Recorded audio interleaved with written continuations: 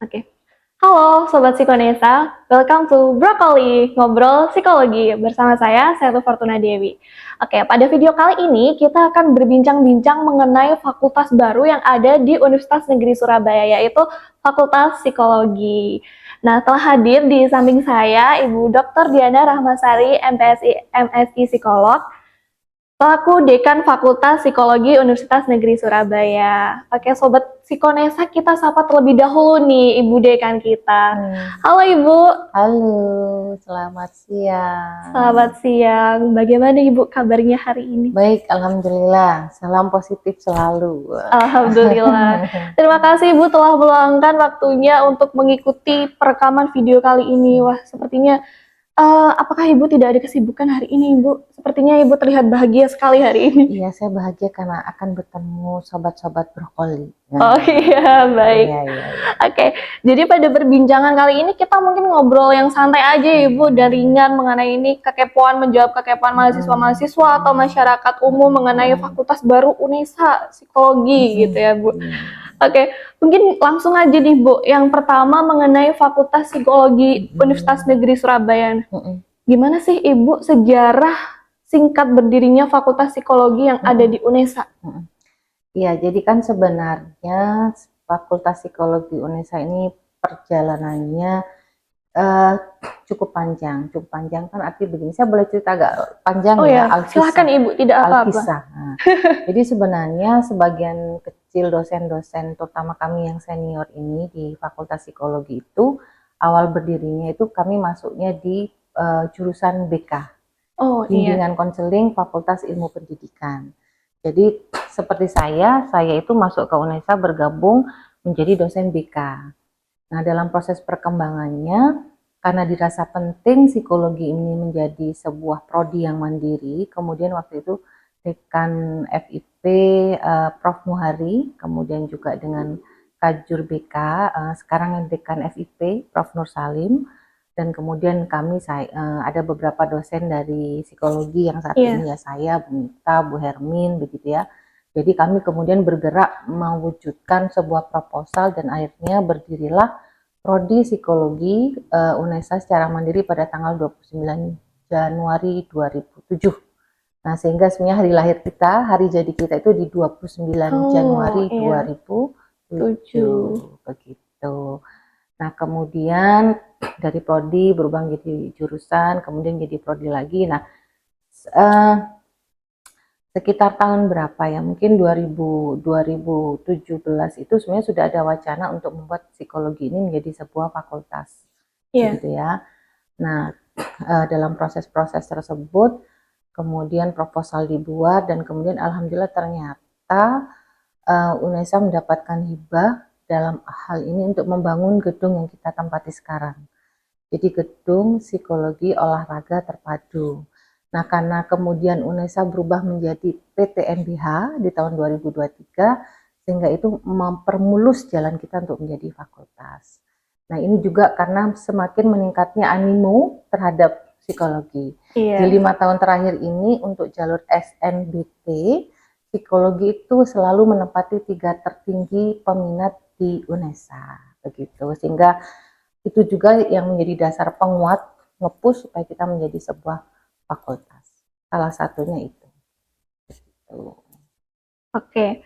Jadi dulu kan sebelum kita menjadi fakultas sendiri nih Bu di tahun ini, dulu kan kita masih tergabung dengan Fakultas Ilmu Pendidikan ya Bu. Nah, apa sih Bu bedanya dari psikologi yang dulu kita masih tergabung di Fakultas Ilmu Pendidikan hingga sekarang berdiri sebagai fakultas sendiri? Oke, yang berbeda tentunya kita jadi fakultas yang mandiri, sama-sama jadi fakultas. Iya. Benderanya nanti juga ada bendera khusus kan begitu. Iya, betul Ibu. Tapi secara khusus nanti pengelolaan manajemennya kan berbeda. Kalau dari level basis prodi menjadi level fakultas kan begitu, sehingga nanti struktur, kemudian manajerialnya, kemudian bagaimana misalnya kemandirian otoritas dalam pengelolaan akademik misalnya itu nanti berubah dari level prodi menjadi level fakultas, sama dengan misalnya nanti kita pengelolaannya seperti FIP, jadi sudah setara gitu. Kalau dulu kan kami kita gitu ya, jadi bagian dari FIP. Sekarang enggak, kita menjadi partner sesama fakultas. Nah, begitu. Baik. Nah, kalau mungkin ada yang penasaran juga kan, Bu, kalau di beberapa universitas itu kan biasanya psikologi ada yang tergabung di Visipol. Nah, kenapa sih, Bu, dulu psikologi kita itu tergabungnya di Fakultas Ilmu Pendidikan gitu? Iya, karena itu tadi kan kita kan berangkat lahirnya dari bimbingan BK, konseling. iya. Karena kan memang masih ada linearitas kajian begitu kan di BK itu kan sebenarnya bimbingan konseling itu kan sebenarnya kajian-kajiannya adalah ke arah ini ya, masuknya ke rumpun klinis nanti gitu ya. Jadi di BK itu pun juga sebenarnya banyak mata kuliah yang itu juga banyak mengajarkan perilaku, karena kan sebenarnya bimbingan konseling itu adalah penerapan psikologi di setting sekolah.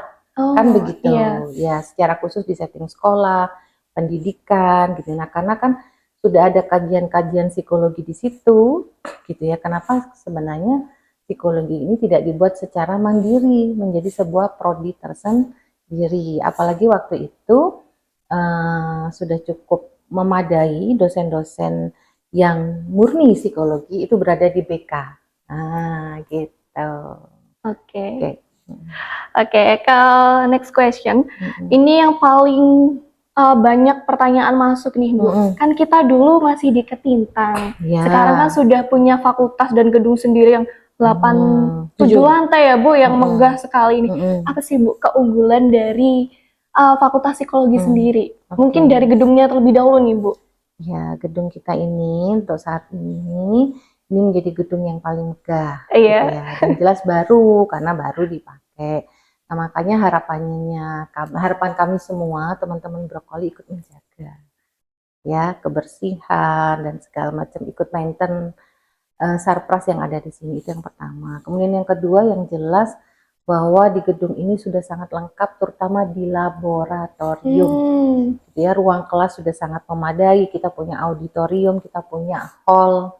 Kemudian juga ada ruang teater juga ya, Bu? Ada home theaternya juga. Jadi kalau kita mau bikin psycho movie itu sudah ada. Gitu iya, ya. Betul. Tidak kalah bersaing dengan PTN dan PTS di luar sana dari sisi sarpras.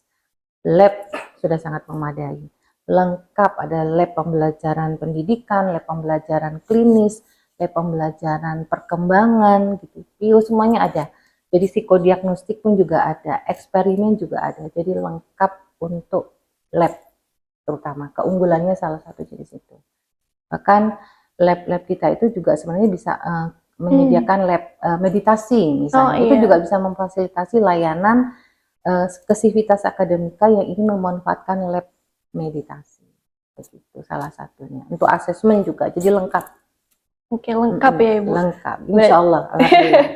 Jadi nanti untuk lab-labnya sendiri itu juga untuk memfasilitasi mahasiswa. Ya, support pembelajaran. Nah, kita sudah lengkap. Nah itu, jadi teman-teman juga bisa memanfaatkan fasilitas yang ada di gedung baru kita. Oke, yang selanjutnya nih Bu, mungkin ini buat calon maba-maba juga ya Bu, barangkali juga ada calon maba yang nonton nih.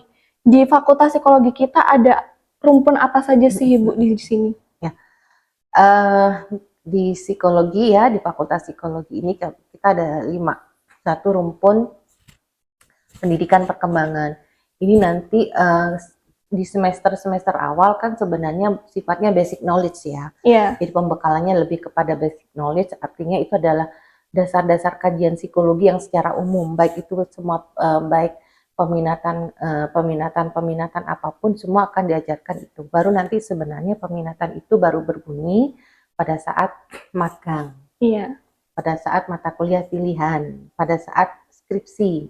Nah, apa saja peminatannya? Ada pendidikan dan perkembangan. Pendidikan perkembangan ini kajiannya membahas bagaimana lifespan development. Jadi perkembangan individu, tentang kehidupan individu dari prakonsepsi, konsepsi sampai lansia, kan begitu. Kemudian bagaimana juga sama tadi penerapan psikologi ini di setting pendidikan, setting sekolah. Kemudian rumpun klinis. Nah, rumpun klinis ini adalah kajian psikologi yang membahas tentang bagaimana masalah perilaku, masalah psikologis, gangguan psikologis. Jadi kenapa sih orang itu stres, depresi gitu ya, dan bentuk-bentuk abnormalitas lainnya, termasuk nanti akan belajar bagaimana bentuk-bentuk intervensi, baik itu intervensi secara preventif maupun secara kuratif. Jadi poinnya kan dalam suatu perilaku itu kita akan bicara tentang abnormalitas dan normalitas, begitu. Oke. Yang ketiga, Oh ya, industri dan organisasi. organisasi. Nah, industri organisasi ini pembahasan dan atau kajiannya adalah bagaimana perilaku individu dalam setting industri dan organisasi. Ya, jadi bekerja di pabrik, di perusahaan, di organisasi, konteksnya begitu. Kemudian sosial. Nah, sosial ini kita bicara perilaku individu manakala dia berada di setting komunitas, berbasis komunitas. Jadi kalau psikologi itu kan ilmu perilaku individu. Iya, betul. Tapi bagaimana perilaku individu itu manakala mereka bergabung dalam perilaku komunal masyarakat sosial. Jadi kajian perilaku tapi perilaku yang berkaitan dengan bagaimana individu berinteraksi dengan komunitas atau masyarakat. Oke. Kemudian yang terakhir umum dan eksperimen. Iya. Ini apakah baru, Ibu? Sebenarnya enggak baru, cuman di umum eksperimen ini nanti memang arahnya kajian-kajiannya kan begini, bahwa sebenarnya perilaku individu itu kan sebenarnya sangat dipengaruhi oleh sebuah setting ya, ada modifikasi-modifikasi gitu ya. Jadi sebenarnya bagaimana kita memunculkan perilaku yang lebih efektif gitu ya, itu sebenarnya bisa bisa melalui kajian-kajian di eksperimen gitu ya. Misalnya begini, bagaimana sih sebenarnya pengaruh paparan media terhadap pembentukan perilaku? Nah, itu kan bisa kita lihat di eksperimen. Atau berapa kali sih harus melihat media sehingga anak ini menjadi agresif atau anak ini menjadi adik pada gadget misalnya kan begitu. Atau misalnya begini, supaya anak ini motivasi belajarnya meningkat, dia diberi treatment intervensi, misalnya mendengarkan musik apa begitu ya, atau misalnya dia diberikan intervensi teknik pembelajaran apa, nah, supaya motivasi belajarnya meningkat. Nah, itu kajian-kajian eksperimen seperti itu. Jadi sebenarnya bagaimana membuat perilaku itu menjadi lebih efektif, yang kurang efektif, dan yang tidak efektif atau maladaptif itu bisa diturunkan. Nah, melalui praktikum-praktikum eksperimen. Oke, jadi di Fakultas Psikologi Unesa ini terdapat 5 rumpun peminatan ya, Ibu. Nah, untuk teman-teman yang mau tahu lebih detail mengenai pembahasan tiap rumpun ini, nah akan hadir di Brokoli season selanjutnya. Jadi jangan lupa nonton yang season ini juga ya, teman-teman. Oke. Mungkin ini lebih ke pertanyaan penutup ya, Ibu. Nah, apa sih Ibu harapan Ibu dan rencana masa depan nih untuk Fakultas Psikologi kita? Harapan saya bahwa Fakultas Psikologi Unesa termasuk nanti mahasiswa dan seluruh alumninya lebih banyak bisa memberikan kontribusi untuk internal sivitas akademika Unesa dan untuk kemajuan bangsa Indonesia, mewujudkan generasi emas yang berkualitas, produktif, tangguh, inovatif 2045. Oh, ya, generasi emas. Iya, generasi emas. Karena tantangan ke depan itu tidak menjadi lebih mudah, gitu ya, karena perubahan-perubahan akibat globalisasi, perubahan-perubahan IT itu kan sebenarnya dampaknya juga ke perilaku. Ilmu kita ini adalah ilmu sepanjang hayat. Iya. Karena kajiannya adalah perilaku. Perilaku manusia itu akan tetap terbentuk selama kita hidup, kan begitu. Perilaku sehari-hari. Perilaku sehari-hari 24 jam. Sehingga harapannya kita lebih bisa bermanfaat, memberikan kontribusi-kontribusi yang lebih memberikan bantuan-bantuan untuk perubahan bagi terwujudnya generasi emas dengan karakter seperti tadi. Amin. Nah, yang terakhir nih Bu, ada 2 ya Bu yang terakhir nih. Apa pesan Ibu untuk mahasiswa Ibu sendiri yang sekarang sedang berada kuliah di Unesa nih Bu, Psikologi Unesa. Mungkin itu dulu Ibu. Terus yang kedua, pesan untuk calon mahasiswa yang tertarik untuk gabung ke Fakultas Psikologi kita.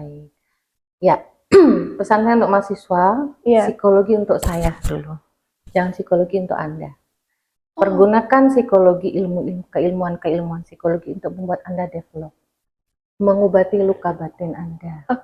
Memodifikasi perilaku yang rasanya kurang efektif menjadi lebih efektif. yang kurang bahagia menjadi bahagia, kan begitu.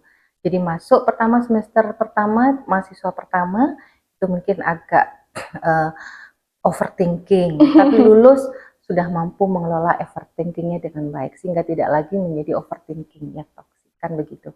Mungkin masuk menjadi toxic people, lulus lebih menjadi orang yang positif. Amin. Kan begitu. Iya. Jadi pesan saya pertama, psikologi untuk saya supaya Anda bisa bertumbuh, berkembang. Karena kalau kita belum kelar dengan diri sendiri, belum selesai dengan diri sendiri, kita mau merubah perilaku orang, mau membantu perilaku orang, itu nonsens. Kan gitu. Malah jatuhnya kita sendiri punya toksik, kita nanti keinduksi misalnya dengan masalah orang, kalau kita bicara di konteks klinis ya, nanti jatuhnya sampahnya nambah numpuk, kan begitu. Jadi pesan saya, pertama, bertumbuhlah menjadi individu yang positif, bertumbuhlah self-development, jadikan psikologi itu untuk saya dulu. Setelah Anda kelar, selesai dengan diri Anda sendiri, barulah psikologi untuk Anda. Quote of the day. Yes. Kita harus selesai dengan diri kita sendiri terlebih dahulu. Kalau nggak selesai, kita nggak akan jadi insan yang produktif, prestasi, betul. inovatif, kreatif. Jadi begitu teman-teman psikologi, semoga beneran berkembang ya dengan masuk di jurusan psikologi ini. Oke, yang terakhir Ibu, pesan untuk calon mahasiswa yang ingin tergabung ke Fakultas Psikologi kita. Ya. Jadi psikologi ini adalah ilmu yang menarik, gitu ya, tapi memang menantang. Nah, karena menarik dan menantang, maka masuklah dengan semangat yang tinggi, konsisten untuk di situ, gitu ya.